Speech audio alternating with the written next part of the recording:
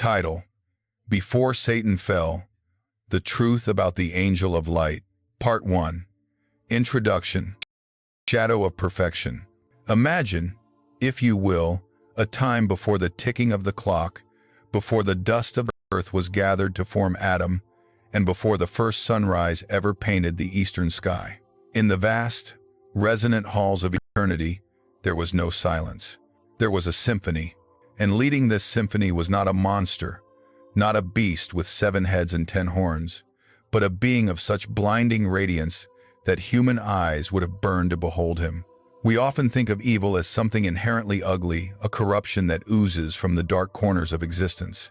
But what if the oldest evil did not begin in the dark? What if it began in the most absolute, piercing light? Tonight, by the flicker of this candle, we are going to peel back the layers of history and prophecy. We are going to journey back to the moment before the war in heaven, to stand before the throne of God and witness the tragedy of the anointed cherub. Who was he really? Why was he created with such exquisite perfection?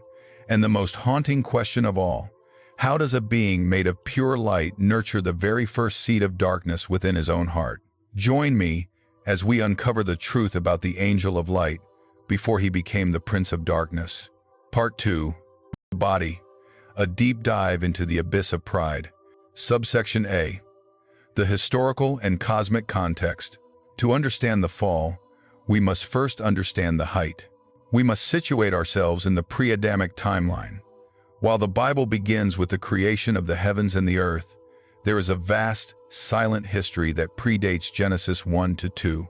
In this epoch, God established the celestial hierarchy, the seraphim who burn with holy fire, the Ophanim with their turning wheels, and the cherubim, the guardians of God's holiness. In our modern culture, we have reduced cherubs to chubby, winged infants on Valentine's cards. But in the ancient Hebraic context, the cherubim were terrifying, majestic creatures of immense power, often depicted as composite beings guarding the very presence of the Almighty. They are the living chariots of God, the boundary between the Creator and the created. It was here, at the pinnacle of this hierarchy, that he stood.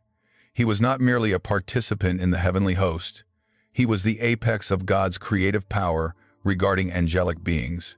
The ancient texts suggest he was the guardian or covering cherub. Just as the Ark of the Covenant was covered by the wings of gold cherubim, this entity once hovered over the very seat of universal authority. He was the prime minister of heaven, the closest being to the heart of God. To understand his fall is to understand that treason did not come from the outskirts of the kingdom, but from the very foot of the throne. Subsection B. Decoding the scripture and the evidence of beauty. Where do we find the portrait of being? We must turn our eyes to the prophetic books of Ezekiel and Isaiah. While these texts ostensibly address earthly kings, the king of Tyre and the king of Babylon, theologians and scholars have long recognized a double reference, a telescopic vision where the prophet looks through the human ruler to see the spiritual power empowering him. Let us look closely at Ezekiel chapter 28. The language shifts from addressing a human prince to addressing a being who was in Eden, the garden of God. This cannot be a human king. Listen to the description. Thou sealest up the sum, full of wisdom, and perfect in beauty. The text describes his covering as being made of every precious stone, the sardius, topaz, and the diamond, the beryl, the onyx, and the jasper. He was a prism of living light. When the glory of God shone upon him, he did not just reflect it, he refracted it into a spectrum of brilliance. Furthermore, Ezekiel 28-13 mentions something profound.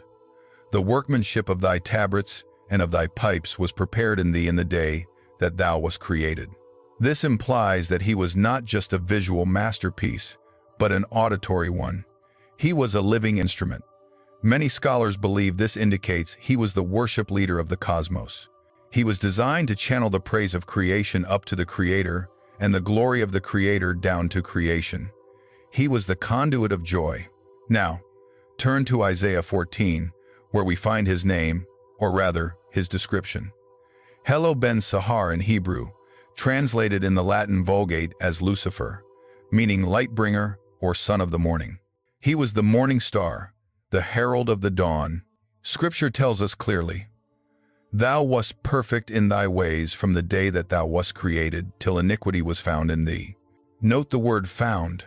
It suggests a discovery. God did not put iniquity there. It was not an external virus. It was generated internally. But how? Subsection C, the hidden theological meaning.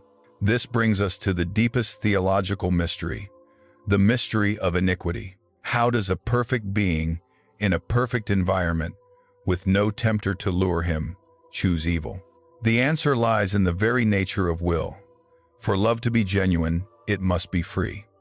God did not create robots. He created sons and servants with the capacity to choose. The angel of light looked at his own beauty. He looked at the stones covering him, the power at his command, the adoration of the lower ranks of angels, and for the first time, he separated the gift from the giver. Isaiah 14 records the 5 fatal I wills that marked the first sin in the universe. I will ascend into heaven. I will exalt my throne above the stars of God. I will sit also upon the mount of the congregation. I will ascend above the heights of the clouds. I will be like the Most High. Notice he did not say, I will be a monster. He said, I will be like the Most High. He desired the position of God without the character of God. He wanted the authority without the submission. This teaches us a profound theological truth. Evil is not a creative force. It is a distortion. It is a parasite on the good. Satan could not create his own kingdom from scratch. He could only hijack the one God built. The tragedy of Lucifer is the tragedy of narcissism raised to a cosmic scale. He became so enamored with the light, he reflected that he began to think he was the source of the light. He forgot that a mirror in the dark is nothing but a piece of glass. Subsection D, controversies and theories. Of course, the story of the morning star is not without its debates. For centuries, scholars have wrestled with the timing and the impact of this fall. One major area of discussion is the gap theory. Some theologians propose that between Genesis 1:1, in the beginning God created the heaven and the earth, and Genesis 1:2, and the earth was without form and void, a catastrophic event occurred. They argue that Lucifer's rebellion caused a cosmic judgment that reduced the original creation to chaos, to wabohu. In this view, the 6 days of creation were actually a reconstruction of a war-torn universe. Was the age of the dinosaurs, or the scars on the moon, the result of this angelic war? It is a fascinating hypothesis that attempts to reconcile geological time with biblical narrative. Another controversy involves the nature of his influence. Was he alone? Revelation 12 speaks of the dragon drawing a third of the stars of heaven with his tail. This implies a massive, persuasive campaign. How did the being of light convince millions of holy angels to rebel against omnipotence? It suggests that his deception was subtle, perhaps framed as a call for rights or a new order, rather than open war. He was the first politician, the first demagogue, using his beauty and wisdom to sell a lie. There are also those who argue against the Lucifer interpretation entirely, stating that Isaiah and Ezekiel are strictly political satire against earthly tyrants. Yet, the descriptions of Eden, cherub, and mountain of God seem too transcendent to apply solely to a human king. The early church fathers, and the majority of conservative scholarship, have held that while the immediate context was Babylon and Tyre, the ultimate subject was the spirit behind them. Part 3. Conclusion. The eternal echo. The synthesis. So, what have we found in the flickering light of these ancient texts?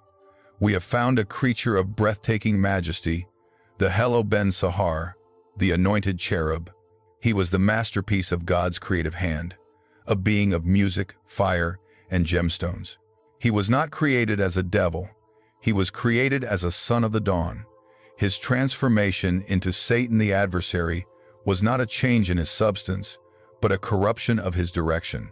He turned his love inward. He sought to possess the glory rather than reflect it.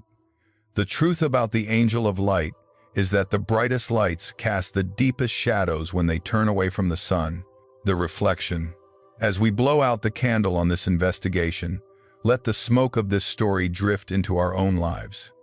The story of Lucifer is not just ancient history. It is a warning etched in the spiritual fabric of the universe. It reminds us that gifts, talent, beauty, and position are not evidences of godliness. One can be the most talented musician, the most eloquent speaker, or the most powerful leader, and yet carry the heart of the adversary. The fall of the morning star teaches us that the higher we rise, the more seductive the voice of pride becomes. If the perfection of wisdom and beauty could fall because of pride, where does that leave us? In our frailty. It leaves us with a choice. We can seek to be like the Most High in authority and power, mirroring the fall of Lucifer. Or we can seek to be like the Most High in humility and love, mirroring the Son of God who humbled himself. In the end, the universe asks us one question: will you reflect the light, or will you try to become it? Until next time, keep your lamps burning.